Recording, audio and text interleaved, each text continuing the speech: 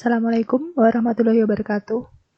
Kita masuk ke materi pertama ya, atau ini benar hanya pengantar saja mengenai riset operasi. Jadi kalau di kurikulum kita nanti akan ada riset operasi 1 atau yang disebut sebagai riset operasi. Kemudian akan ada lanjutannya, kita sebut sebagai riset operasi lanjut. Jadi kita berkenalan dulu, apa sih riset operasi itu?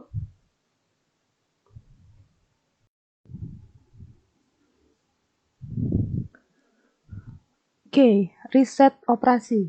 Jadi ada dua kata ya di situ, ada riset dan operasi. Riset di sini adalah penerapan metode ilmiah. Jadi riset itu adalah metode ilmiah melalui suatu tim secara terpadu.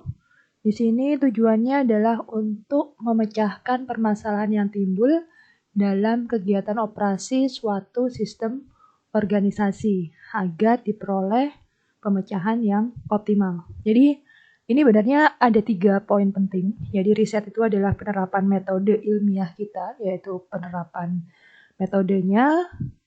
Kemudian di sini untuk memecahkan atau menyelesaikan suatu permasalahan dalam kegiatan operasi. Ya, tadi itu ada kata operasi, itu adalah kita di situ suatu sistem ya, ada suatu sistem, di situ operasional. Jadi tadi metode tadi akan diterapkan ke suatu sistem yang operasional tadi. Kemudian tujuannya adalah diperoleh pemecahan yang optimal. Gitu. Kemudian sejarahnya itu sendiri, yang pertama adalah dulu ketika Perang Dunia II ya, yaitu di sini sekutunya adalah Inggris dan Amerika.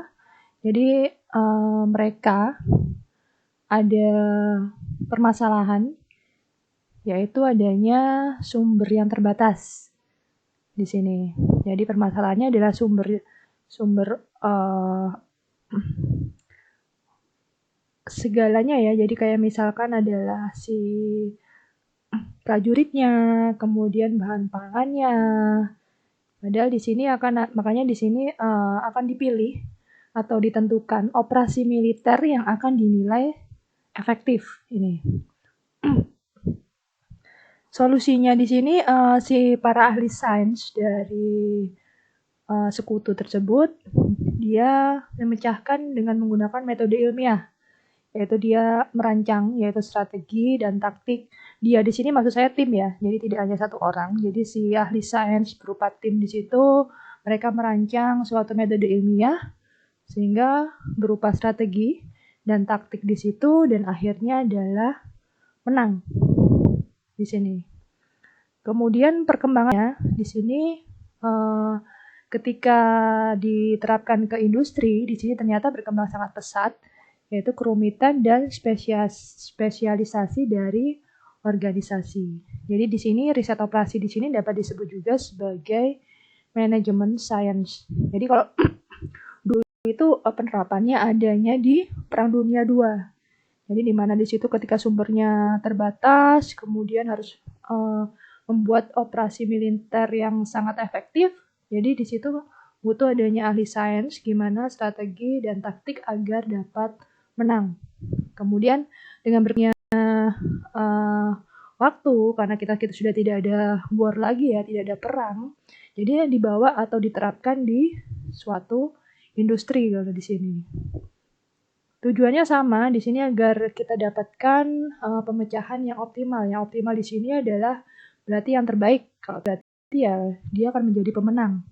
Atau bisa juga yang biayanya adalah yang paling kecil. Atau misalkan adalah pendapatan yang paling besar itu ketika kita terapkan di industri.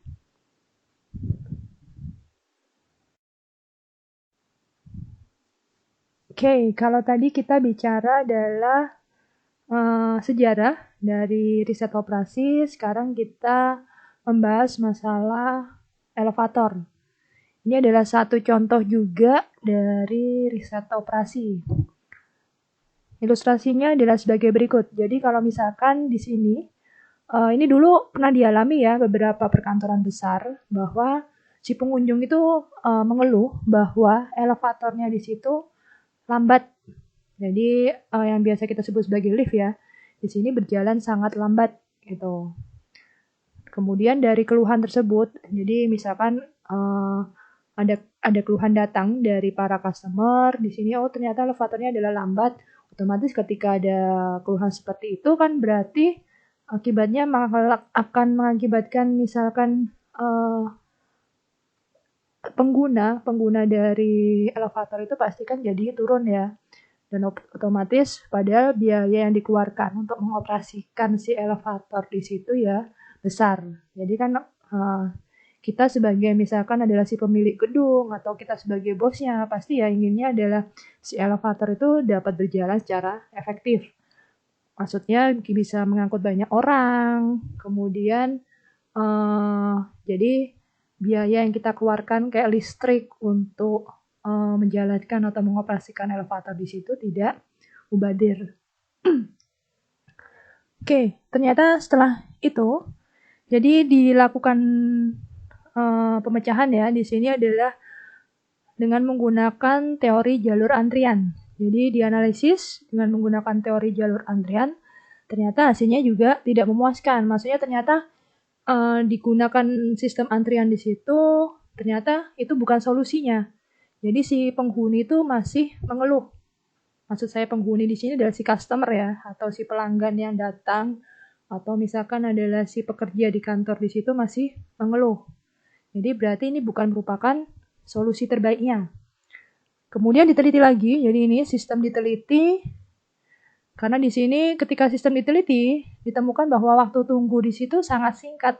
Jadi benernya si pengguna elevator di situ, sebenarnya di waktu tunggunya itu ya nggak begitu lama ketika berada di dalam lift.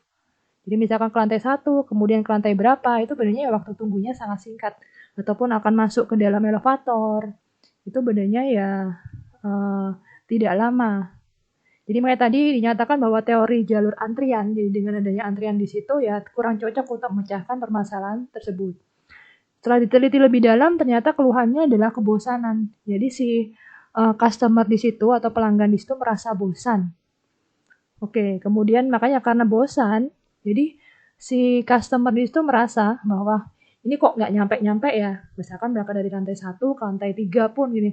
Karena bosan berada di dalam lift, ini jadi merasa kok nggak nyampe-nyampe ya dari tadi ya. Jadi merasa lama sekali berada di dalam lift.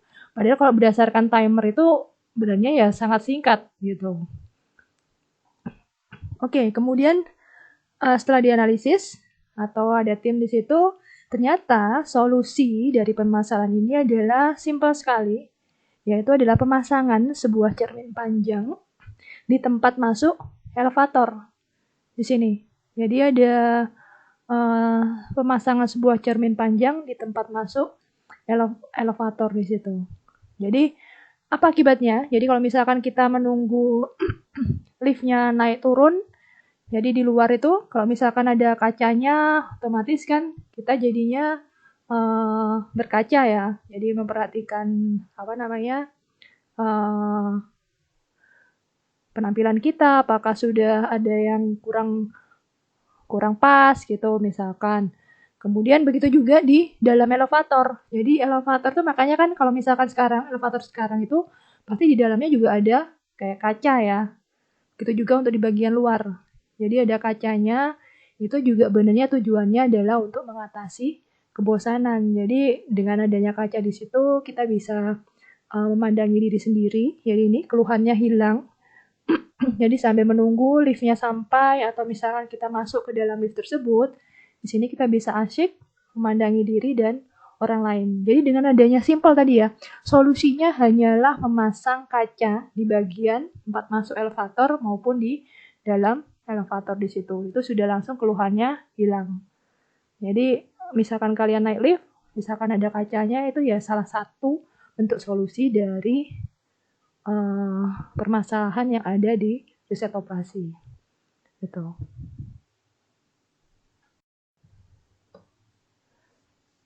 Berikutnya kita punya ilustrasi yang kedua. Jadi di sini seorang profesor dari Yogyakarta, kita singkat sebagai YK ya di sini, akan melakukan perjalanan ke Jayapura. di sini JPR. Tujuannya adalah melakukan konsultasi selama 5 minggu. Jadi seorang profesor dari Jogja akan terbang ke Jayapura. Di sini tujuannya adalah dia ada keperluan untuk konsultasi selama 5 minggu. Di mas ini maksudnya adalah dia harus bolak-balik dari Jogja ke Jayapura. Kemudian nanti harus berangkat lagi dari Jogja ke Jayapura. Karena dia domisilinya adalah di Yogyakarta. Tapi dia akan ada konsultasi di Jayapura di situ. Oke, profesor ke Jayapura di sini pada hari Senin dan kembali hari Rabu di minggu yang sama. Jadi perjalanan ini sudah ada jadwalnya. Jadi akan berangkat ke Jayapura setiap hari Senin, kemudian akan kembali pada hari Rabu di minggu yang sama. Jadi yang 5 minggu tadi itu bentuk perjalanannya seperti itu. Jadi harus berangkat di hari Senin dan kembali di hari Rabu. Kemudian diketahui bahwa tiket PP atau pulang pergi Senin dan Rabu di minggu yang sama di sini 20% lebih mahal dari tiket yang melewati akhir pekan. Jadi ini diketahui bahwa pulang pergi di minggu yang sama itu harganya adalah 20% lebih mahal dari tiket yang melewati akhir pekan. Kemudian harga tiket satu arah itu 75% dari harga tiket PP biasa. Jadi harga tiket misalkan Jogja ke Jayapura itu satu arah ya artinya ya. Atau Jayapura ke Jogja, itu adalah namanya satu arah. Itu adalah 75% dari harga tiket PP biasa. Yang artinya adalah tanpa potongan harga atau biasa atau minggu yang sama, itu harganya adalah $900. Ini. Nah, kira-kira agar biaya yang dikeluarkan untuk membeli tiket di sini tidak begitu mahal, kira-kira solusinya yang gimana? Solusi optimalnya. Kira-kira dia atau si profesor ini harus membeli tiket seperti apa? Ini maksudnya pertanyaannya, makanya beli tiket yang optimal itu seperti apa? Oke, ini saya tinggalkan sebagai bahan diskusi untuk tatap muka kita yang pertama ya. Jadi silakan, mungkin nanti ada jawaban. Yang optimal adalah pembelian tiketnya adalah seperti ini, Bu. Nanti bisa dijelaskan di tatap muka kita.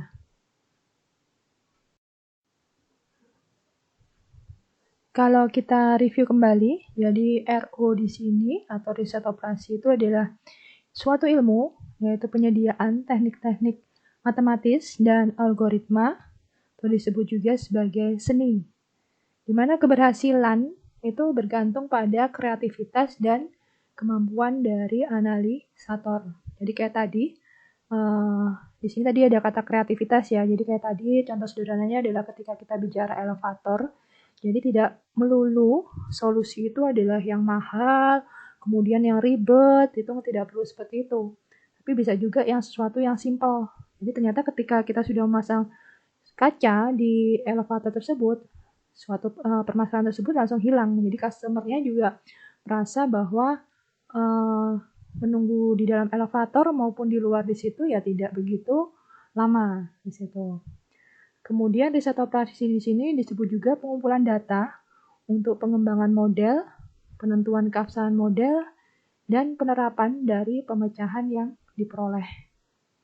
Di mana bergantung pada kemampuan kelompok riset operasi tersebut, kemudian menetapkan jalur komunikasi yang baik, sumber informasi, dan para individu yang bertanggung jawab atas implementasi pemecahan yang direkomendasikan. Jadi memang di sini kita bicara adalah suatu organisasi ya. Kalau misalkan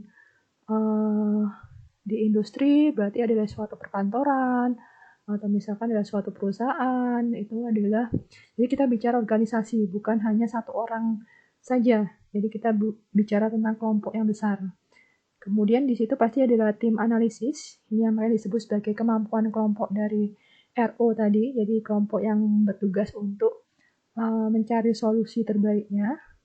Ketika dalam rangka mendapatkan solusi terbaiknya, pasti di situ adalah butuh jalur komunikasi yang baik. Kayak tadi, berarti kita harus bisa menampung keluhan yang ada, sumber informasinya juga harus jelas, dan para individu yang bertanggung jawab atas implementasi pemecahan yang direkomendasikan.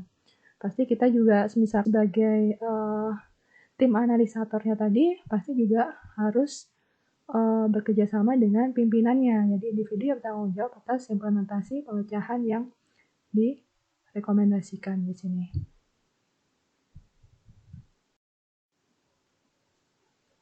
Kalau diringkas, jadi di sini sistem dunia nyata itu biasanya bisa kita sederhanakan ya dengan adanya asumsi-asumsi. Jadi sistem dunia nyata yang diasumsikan di sini dinamakan sebagai model.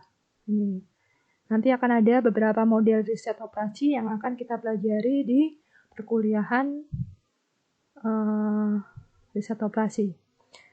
Kemudian tahapan-tahapan studi riset operasi, yaitu yang pertama adalah definisi masalah. Sebenarnya ini tidak jauh beda dengan program linear ya. Jadi pasti namanya model. Di sini pasti ada fungsi tujuannya. Kemudian ada variabel keputusannya. Kemudian ada batasan atau biasa kita sebut sebagai kendala juga atau constraint di situ. Kemudian pengembangan model, yaitu kita akan menentukan kira-kira model yang paling sesuai itu yang mana dari permasalahan tersebut. Kemudian kita pecahkan model tersebut dengan menggunakan teknik-teknik optimasi. Kemudian akan ada pengujian keabsahan model. Di sini kita bicara dari histori atau data lama yang ada. Dan terakhir adalah implementasi hasil akhir. Di sini berupa petunjuk operasionalnya tadi. Jadi ini adalah gambaran singkat mengenai riset operasi. Untuk macam-macam model yang pelajari dan teknik penyelesaiannya akan saya jelaskan di pertemuan berikutnya.